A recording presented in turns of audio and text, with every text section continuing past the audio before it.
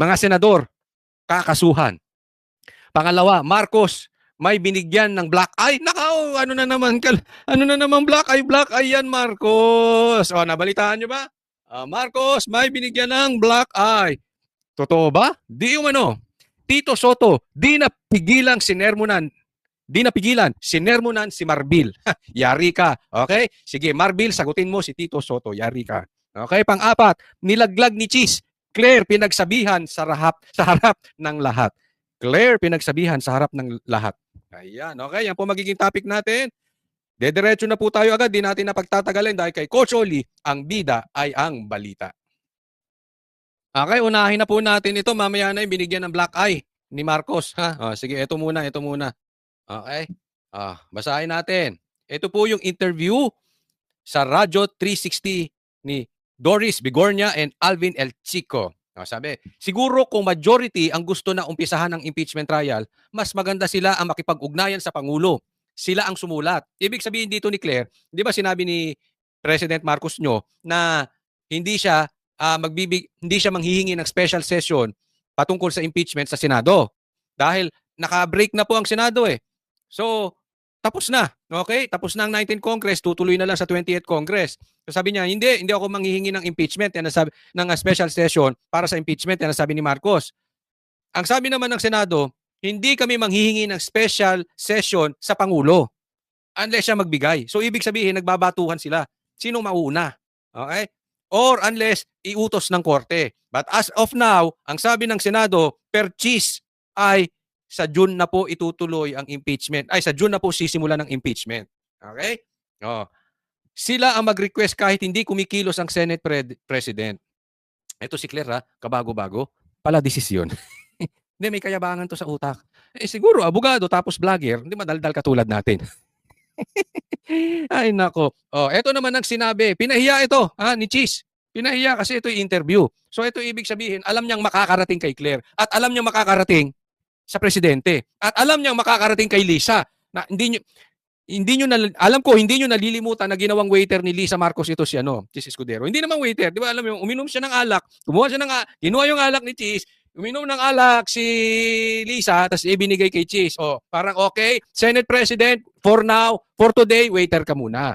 So alam niyo makakarating itong sa sinabi ni Cheese patungkol kay dito kay Epal, ito kay Madam Claire. Parang si Madam Auring ito eh. Patawarin na lang natin siya. Bago lang siya at baka excited pa. Medyo malaman yun. Sa madaling salita, ang ibig niya sabihin dito kay kay Claire, parang bagito. Walang alam sa politika.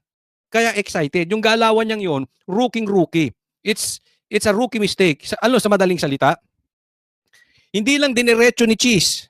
Pero remember, kung paano pinaliwanag ni Claire yung patungkol sa suka, ang ibig lang daw sabihin, nung sinabi ni Marcos na parang pinabili ng suka, ito ay wala pang kaalaman, umangmang pa sa Senado. Itong mga ibang tumatakbo sa partido ni PRRD. Para lang pinabili ng suka. Mangmang wala pang alam.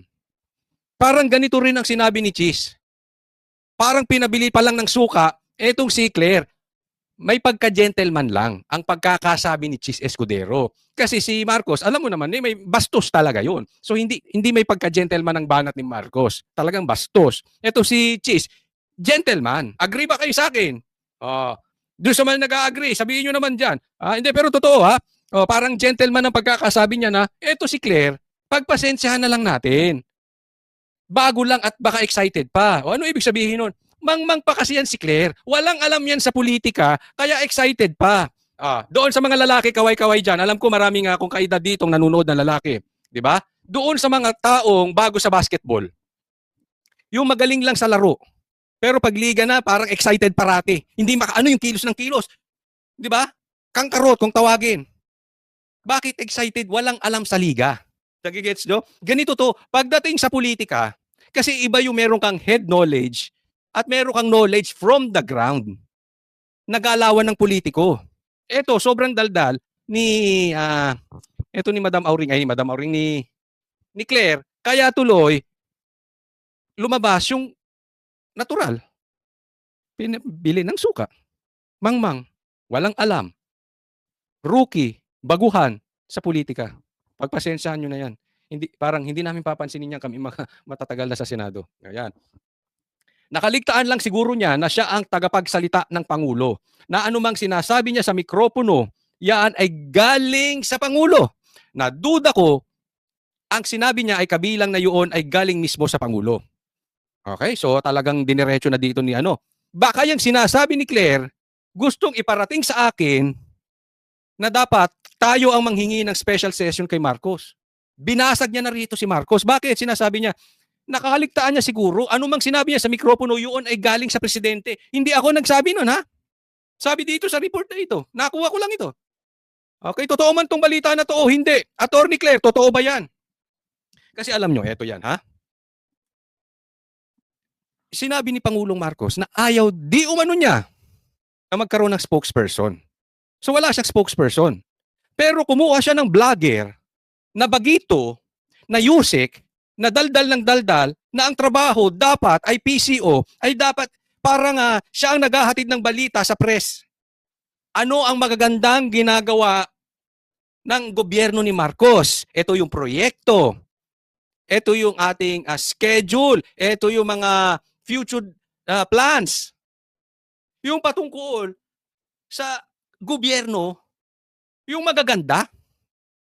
Lumalabas dito, kinuha niya ito, si Claire, the same thing na kung bakit niya kinuha si Gadon. Dahil si Gadon, wala nang nakikinig.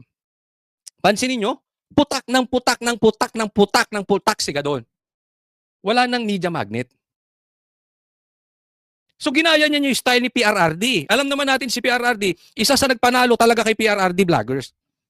We all know that kung gaano naka-influence ngayon ang mga vloggers. So kumuha siya ng vloggers. Lagyan mo ng posisyon. Tapos, hayaan mo siyang pumutak ng pumutak. The way she is. Pero ito lang ang ipuputak mo. Gaya ng sabi ni Chis Escudero, anumang sinasabi niya sa mikropono, iyaan ay galing sa Pangulo. So sa madaling salita, si Marcos nagtago sa saya ni Claire. Ang masakit kasi nito, ang pangit po kasi dito at nakakalungkot. Si Marcos nagtatago na naman na ayaw ko ng spokesperson.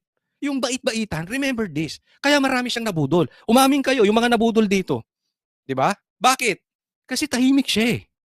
Tapos pinagtatanggol lang siya ng mga vloggers niya. 'Di ba? Inaapi siya. Remember this. Isa kami sa bumabanat kay Marcos ever since, even before the election. Ayaw sumagot ng mama na yan. Pero alam niyo kung sino umaatake sa amin? Vloggers. Kunwari mabait siya. Here we go again. Ito na naman si Marcos. Bait-baitan. Oh, bait-baitan na naman siya. Hindi ako ganyan. Hindi ako makipagbarahan. Ang gumagawa ng dirty jobs, dirty works, si Claire. Kahinaan po yun. Dapat kung meron kang gustong sabihin, sabihin mo. Huwag kang magtago nung pa-style mo. Yung corny-corny talaga. Gagaya siya kay Marcos, gagaya siya kay PRRD, babakbak siya, babakbak. Tapos urong. Tapos hayaan mo yung vlogger. Diba? Kung makikipag-aasaran ka kay PRRD, makipag-aasaran ka todo-todo. Huwag kang tumatago. Kasi iwas pusoy si Marcos. Hindi ko style, kaya ako nagagalit. Kasi iwas eh. Yung bang, hayaan niya na lang magkamali si Claire. Pag nagkamali si Claire, i-deny niya na galing sa kanya. Alam naman natin eh, si Marcos is always like that. Deny, Mr. Denial yan. I-deny niya, tapos hayaan niya na lang yun. Pag maganda sa kanyang compliment, pag i-deny, ay pagkapangit, fall guy si Fall guy si Claire. Hindi ako yan. Kaya nga sabi ni Gis, na duda ko ang sinasabi niya, kabilang na yun ay galing mismo sa Pangulo.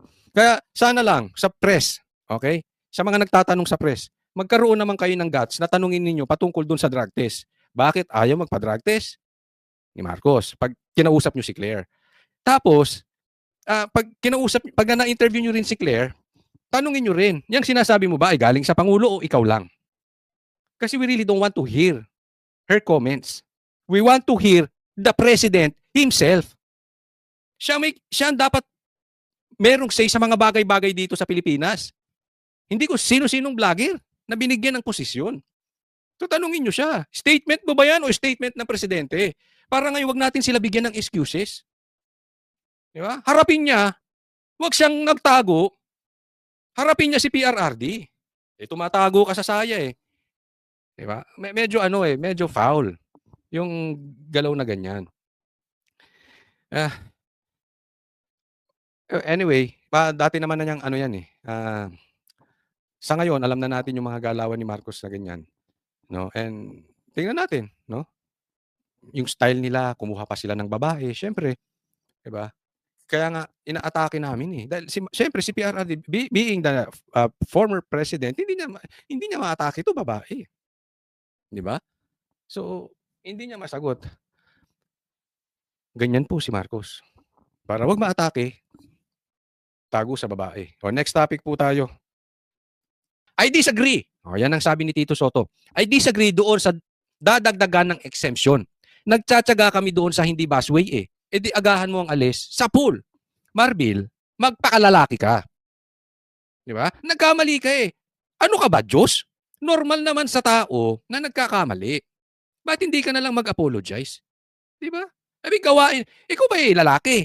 O ngayon, kung lalaki ka, tanggapin mo, mali. Di sorry, tapos ang issue. Look at the way you handle it. Kesa dun sa anak ni Tulfo. Paano nila hinandle? They handled it like a man. Handle it like a man. Di ba? Kasi ito si, dumaan sa busway. Excuses para dun sa mga hindi pa nakakalam. Ang dami niya nang sinabi at humihingi pa siya ng exemption dahil may emergency. Yung emergency naman pala, may meeting lang sila ni Remulla. Kung ano man yung emergency, kung ano man yung sinasabi niyang emergency, sa madaling salita, hindi pasok sa exemption. Hindi siya dapat pwede dyan sa bus lane. Okay, naiintindihan nyo na. Kaya nga ibig sabihin ni Tito Soto, kulang na lang sabihin niya, animal ka. Hindi naman gano'n. Wow, mabait ito si Tito Soto. Kulang na lang sabihin niya, oy, wag ka entitled. Ang pwede lang diyan president, vice president, alam ko speaker, buhaya, hindi.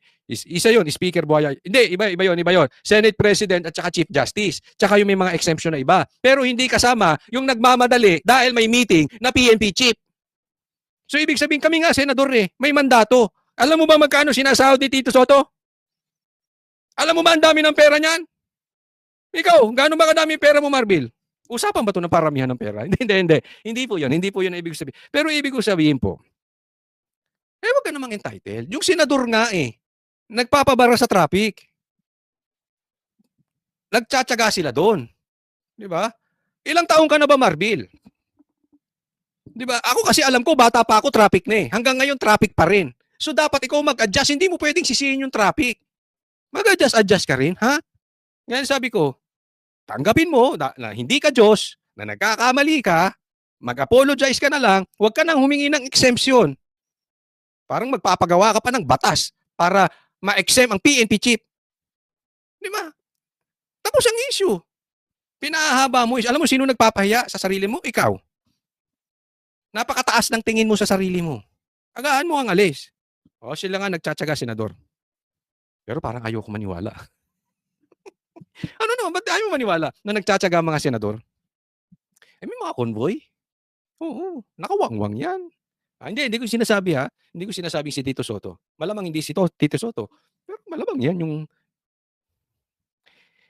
yung party list nga eh. Na anak lang ng senador eh, may mga escort. Oh, 'di ba? May mga escort siya magawang-wang-wang yan diyan para walang traffic. But of course, hindi natin pwedeng lahatin. Baka pero imposibleng wala. Hindi ako maniniwala. Kayo ba maniniwala? Sige nga, sagutin nyo. Kayo ba maniniwala na lahat ng senador, lahat ng politiko, hindi nagwawangwang? Walang escort? Yung ipa-flash ka, tatabi ka dahil merong tratsada diyang Innova? Pero yung karamihan ng security Innova, di ba? Hindi kasi matulin yung Innova eh. Di ba? Yung ibang ambulance pa. Marbil, move on. Okay? Sorry, mag-sorry ka na lang. Tapos na usapan dyan. Huwag mataas masyado sa tingin mo sa sarili mo. Next po tayo. Ito, pag-usapan natin si Marcos ha. Tingnan nyo kung gaano ka-plastic tong mama na ito. Kayo humusga. Okay? Ilagay nyo dyan. Fake news ba ito si Marcos? Plastic ba siya? O ipokrito ba siya? Ilagay nyo dyan ha, sa comment section. Plastic? Ipokrito? Fake news? O napakatinong presidente? Ilagay nyo dyan sa comment section. Pakinggan po natin. Okay? Anong sabi ni Marcos? Ang kailangan po natin ay ang mga solusyon, hindi po ang mga maiinit at malalakas na mga masasakit na salita. May pag-ano pa siya. Ano sabi niya? Kailangan natin ay mga solusyon. Solusyon. Hindi yung mga mainit. May pag-ano pa siya. Masasakit na salita. O, ika Marcos. Sige. Okay? So, focus tayo. Kung susundan ko yung sinasabi ni Marcos, focus tayo sa solusyon. Hindi yung magbabatuhan tayo ng masasakit na salita o yung maiinit na salita laban sa kalaban. Yan ang ibig niyan sabihin dyan. Di ba? So, solusyon. Okay? Tuloy tayo. Pakinggan natin. Anong solusyon, Marcos, sa problema sa taas ng bilihin ng bigas, taas ng bilihin ng gasolina, sa pagbaba ng presyo ng shabu, at dumadami ang adik, at saka yung kriminal, dumadami po. Ayan, dumadami ang gutom. Anong solusyon natin doon? Ipapaglaban natin ang ating soberanya. Huwag nilang aakalain na tayo ay papayag na kunin sa atin na kahit isang isla, kahit isang bato na nasa teritoryo natin. Alamin nila lahat, hindi po tayo papayag. Yan, yun ang solusyon niya. Doon sa presyo ng bigas, sa criminality, sa peace and order, sa mga drug addict, hindi tayo papayag na kuhanin nila kahit isang isla at kuhanin nila kahit isang bato dito sa Pilipinas. So sa madaling salita, ang pinapatamaan niya rito yung China. Hindi kami papayag kuhanin nyo yan. Tapos, connect natin kay PRRD. China, connect kay PRRD. Anong sabi niya? Huwag tayo mag-focus doon sa maiinit na salita. Solusyon. Marcos, fake news ka. Anong solusyon doon? Anong solusyon sa sinasabi mong yan sa taas ng presyo ng bilihin? Alam mo ba, yan ang pinaka-concern ng mga Pilipino ngayon. Not the impeachment of BP Sara. Hindi yung away nyo ni BP Sara. Not even your drug addiction. Di umano na sinasabi ni PRRD, yung gutom nila. Anong solusyon? Wala sa China. Napaka cheap shot ng sinasabi nito si Marcos. Di ba? Naalala nyo si Tito Soto, napanood ko yung interview nyo, even si Erwin Tulfo, sinasabi, ayaw namin ng negative campaigning. Pero to si Marcos, patuloy pa rin ng fake news. Di ba? Sinasabi niya, huwag tayo sa negative campaigning. And yet, here he is. Naninira. China, okay. Una niya sinabi, China. Pangalawa, wag tayo. tingnan nyo reaction ng tao. I challenge you, even the bashers. Marami na akong naatinan na may sug. Marami na akong naatinan na sorties ni Pastor Kibuloy. Rallies at sorties ni Isko. Hindi ganito taong bayan. Tingnan ninyo ang reaction. Walang pakialam. Susunod sa kagustuhan ng Palakpakan. Tingnan mo yung tao. Tingnan niyo yung tao. Are they excited? O, binigyan ng t-shirt, upo kayo sa harap, magsuot kayo. Kasi tingnan nyo yung t-shirt nila sa ilalim nakasuot pa nga. Kaya binigyan ng t-shirt, yan NR. Ako magtatanong lang Magtatanong lang. Kasi may mga balita ako, sa mga ganyan daw may bigayan. Of course, sasabihin na naman ni Claire. Wala kayong patunay dyan. Kaya nga nagtatanong lang. Pero isang quality ng bayaran, wala sa puso yung ginagawa. Pansinin nyo yan. Pansinin nyo. A-attend lang yan para makuha yung pera, pagkatapos niya wala. Ang mukha niyan, pwede mo ilaban ng poker. Blank face. You want to see blank faces? Look at the picture. Ngayon kung bayad or hindi ko alam. Be the judge. Kasi yung taong gusto ron, kahit harangan mo sa gate, makikipag-away sa gwardya para makapasok. Hindi ko sinasabi makipag-away kayo sa gwardya makipag-away kayo sa pulis. But I know when I see one. Talagang ipagpipilitan mo yung sarili mo. Lahat ng kernel tatawagin mo. Hindi nyo ba alam, kakilala ko si kernel ganito, si mayor, si kapitan. Kakilala ko. Hindi mo ako papapasukin. Sir, puno na. Asan ang pangalan mo rito? Si kapitan. Ninong ko, hindi mo alam? Gusto mong patanggal kita dyan sa pwesto? Hindi ako gumagano na. Nakakakita tayong ganon. Ito bang mga tao to mukhang nakipagpilitan para makapasok? Kayo humusga. Kayo ang humusga ng mga bayarang crowd. Remember this, nahuli sila. pinagsuot yung mga pulis ng pula. Bakit? Hindi kayang punuin. Kunwari security. Hindi kayo makakita ng ganyan sa sorties ng PRRD, ng PDP. I challenge you, yung mga tao makikipag-away pa sa gate. Makapasok lang. Ng ibang bansa, hindi naman po kailangan na pumasok tayo sa kaharasan na Karasahan. Oy, ano ba Marcos? Ayusin mo. Hindi daw tayo kailangan pumasok sa karasahan. Again. Nagpapadinig, EJK. Alam ko lang yan lang naman ang babanggitin nila kay PRRD. Gusto mo hulaan ko? Pogo. China. EJK. Anong solusyon sa mga binabanggit mo, Marcos? Kung ako nakikinig, gutom ako. Gutom yung anak ko. Gutom yung magulang ko. Tapos, a-attend ako dyan dahil gusto ko maayos ang gobyerno. Anong magagawa ng mga senador mo para masolusyonan yung gutom ko? Masipag naman ako. Ano sasabihin mo? Pogo? China? EJK. Punyemas yan. Wala akong pakialam sa sinasabi mo. Gutom ako eh. Sabi mo kanina, solusyon. Asa ng solusyon doon sa gutom ko? Parang ganyan ang taong bayan eh. Pag pumunta dyan. Asa ng solusyon? Isa kang malaking fake news, Marcos. Ikaw mismo huli sa bibig mo eh.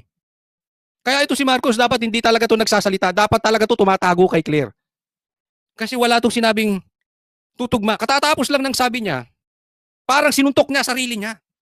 Para siya may black eye. Yan sinasabi ko may black eye.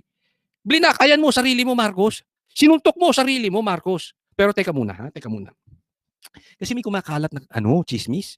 Hindi ko totoo. Hindi ko alam kung totoo. Kaya nga tatanungin ko kayo. Baka alam ninyo. Ako hindi ko alam eh. Kasi may kumakalat daw. Parang may black eye daw. Dati ng issue yun. May black eye si Marcos. Ngayon, may issue naman daw. Tinatago. May black eye naman daw si Lisa. Pero kung hindi naniniwala doon, hindi ako naniniwala, baka fake news yun. Kayo ba alam nyo yun? Hindi ko kasi alam yun. Hindi ko alam. Fake news ba yun? Tatanong ko din sa mga nanonood. Totoo ba yun? Na-black yan si Lisa? Sino? Kayo naman na mag-report sa akin. Ako nagre-report sa inyo. Kayo naman magbalita sa akin. Na-black yan nga ba? Nagtatanong lang tayo ha. Oo. Hindi ako naniniwala. Ba't naman susuntokin yun? Ang daming security nun. Sino makakasuntok naman dun? Hindi naman. Si Marcos, posible blinaka yan sarili. Bakit? Kinontra yung sinabi eh. Sinuntok ang sarili. Maraming nasasaktan, na maraming pinapatay, na libo-libo na Pilipino ay hindi na natin nahanap at nawala na lang bigla. Baka adik. Libo-libo itong Pilipino. Hindi na nila nahanap. Bigla na lang nawala. Marcos, ako may tanong lang. Sino ba ang kilalang diktador ng bansang Pilipinas na nangingidnap? Na may issue patungkol sa pagpatay? Even na issue na patungkol sa pagpatay kay Ninoy Aquino, ako'y nagtatanong lang. At maraming nawala, nakalaban sa politika. Naikikwento sa akin ito ng aking mga magulang before. Pero hindi ko alam, di naman nila sinasabi kung sino.